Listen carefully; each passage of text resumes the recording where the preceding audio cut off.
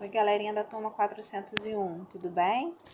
Hoje vamos fazer as explicações das atividades da quarta semana, referentes aos dias 15 a 19 de abril. Vamos lá?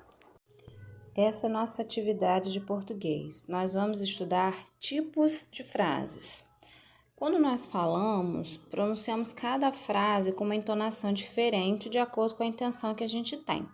A gente pode fazer uma pergunta, dar uma informação, demonstrar admiração.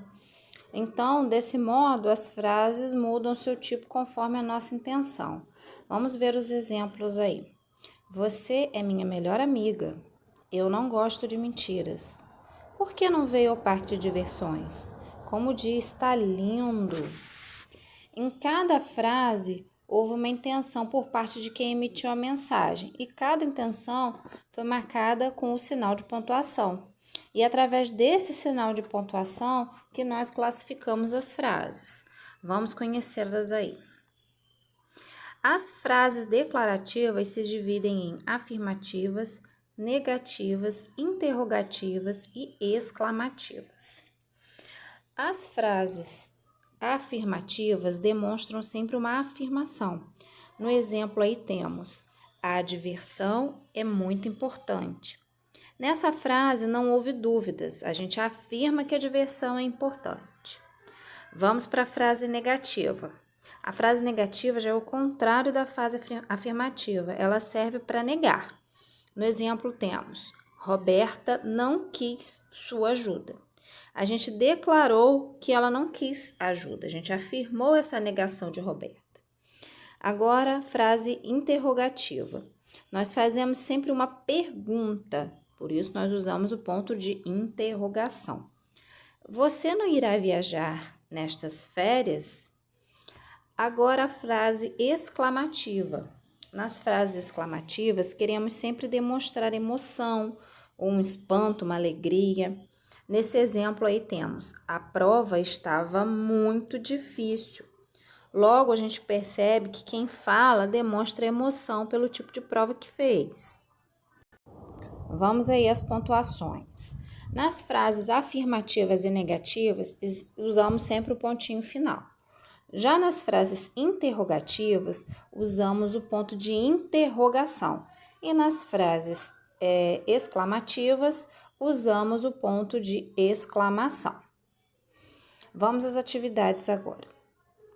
Na número 1, vocês vão completar as frases de acordo com o que se pede. Então, na letra A, está perguntando qual ponto terminam as frases afirmativas. Na letra B, vocês vão classificar as frases de acordo com a pontuação. Vocês vão ler, observar e dizer se é uma frase exclamativa, se é uma frase interrogativa, se é afirmativa, se é negativa. Na número 2, vocês vão ler as frases e colocar A quando a frase for afirmativa e N quando a frase for negativa. Na sequência, temos parte de um texto chamado A Festa.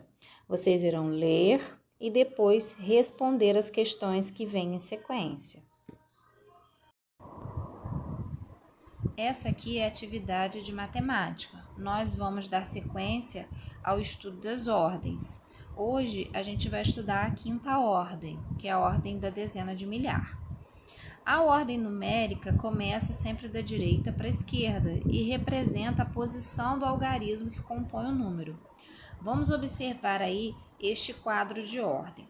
Ele vai até a quinta ordem. Na primeira ordem, nós temos as unidades, na segunda ordem as dezenas, na terceira as centenas, na quarta ordem as unidades de milhar e na quinta ordem temos a dezena de milhar.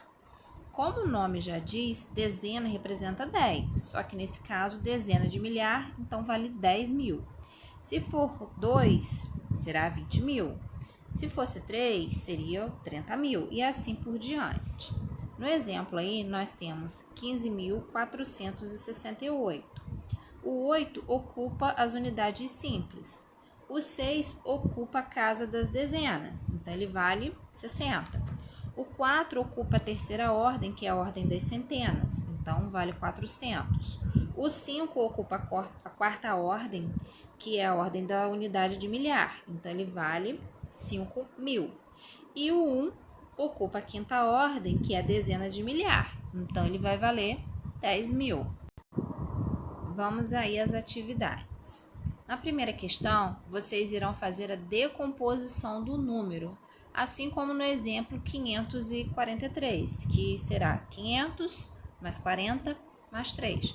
Vocês vão fazer em todos os números. Na segunda questão, temos o ábaco. Vocês irão contar quantas pecinhas aparecem em cada casa dessa daqui.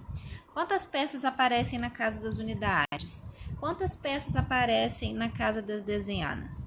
Quantas peças estão aparecendo na casa das centenas? E na casa da unidade de milhar? E vocês vão escrever o número que formou nessa linha aí abaixo. Na terceira questão, vocês irão fazer a composição do número. Por exemplo, no primeiro número, nós temos aí 2 vezes 1.000, mais 7 vezes 100, mais 3 vezes 1. Então, vamos lá. 2 vezes 1.000 é igual a 2.000. 7 vezes 100 é igual a 700. Mais 3 vezes 1, que é igual a 3. Então, formaremos o número 2.703. Vocês irão escrever o número nessa primeira coluna aqui. E na sequência, vocês vão escrever o número por extenso, como nós lemos o número. E na quarta questão, vocês irão observar esse número que está em destaque e responder se as afirmações são verdadeiras ou falsas. Colocar V quando a afirmação sobre o número for verdadeira e F quando a afirmação sobre o número for falsa.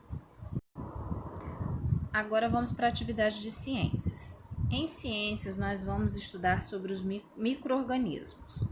Os micro-organismos são seres vivos muito pequenininhos, então nós não conseguimos enxergá-los sem o uso do microscópio, que é um instrumento que amplia as imagens. Os principais grupos de micro-organismos são as bactérias, os vírus, os protozoários e os fungos.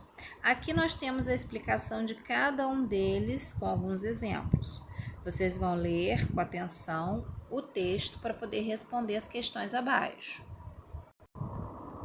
Na primeira questão, vocês irão dizer se as afirmativas são verdadeiras ou falsas, de acordo com o que leu sobre o micro-organismo no texto acima. Na segunda questão, vocês irão citar exemplos de doenças causadas por vírus, bactérias e fungos e colocar os exemplos em cada coluna correspondente. 3 exemplos de vírus na coluna do vírus, 3 exemplos de bactérias na coluna das bactérias e 3 exemplos de fungos na coluna de fungos. Na sequência, temos aí um informativo sobre os sintomas da Covid-19, que, como o nome mesmo já diz, é uma doença causada por vírus, né? Coronavírus.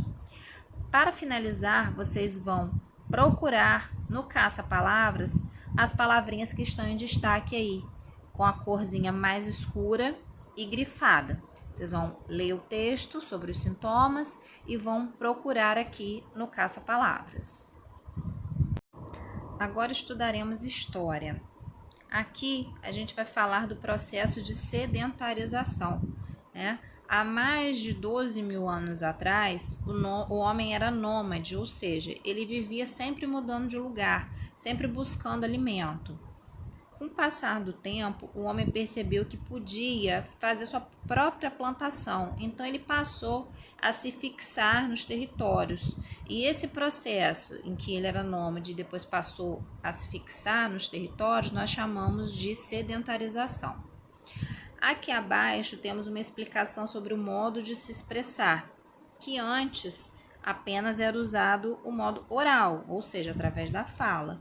E com a evolução e o passar do tempo, foram criados outros meios de comunicação, outros meios de se comunicar, sem ser só pela fala.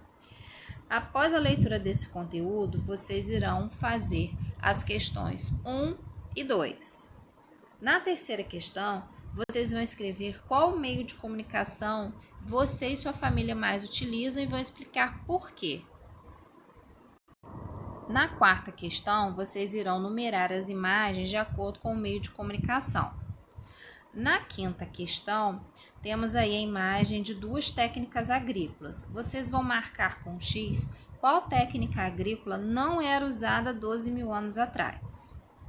Na sexta questão, vocês vão observar as afirmativas e colocar V quando a afirmativa for verdadeira e F quando a afirmativa for falsa. E nas afirmativas falsas, vocês vão corrigir essa afirmativa na linha que se encontra aí. Para finalizar, vocês vão marcar um X na forma de se comunicar mais usada atualmente. Estou aqui corrigindo as atividades de vocês. Não deixem de mandar e continuem fazendo com capricho, tá bom? Até a próxima aula!